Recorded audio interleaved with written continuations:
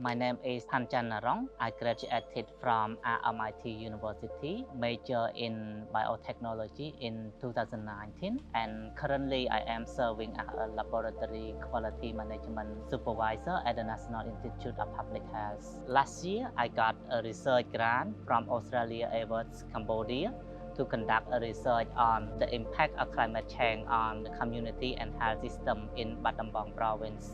I have a few reasons that I want to conduct a study on the health impacts caused by climate change, specifically flooding. As everyone knows, climate change is a major issue globally. Cambodia is vulnerable to climate change, and the rural areas are mainly impacted by climate-related issues such as drought, flooding, and other extreme weather.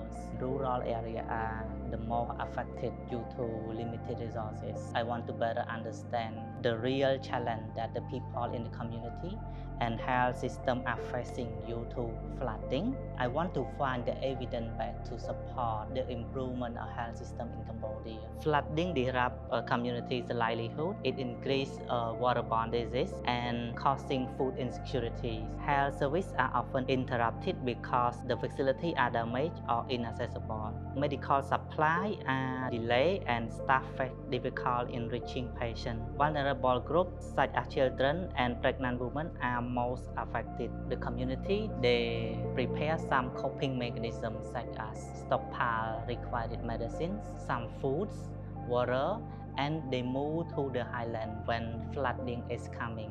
For healthcare workers, they try to maintain their services by providing a mobile clinic, and they try to move electrical plug, equipment, medical supply to a higher place to prevent those items from flooding.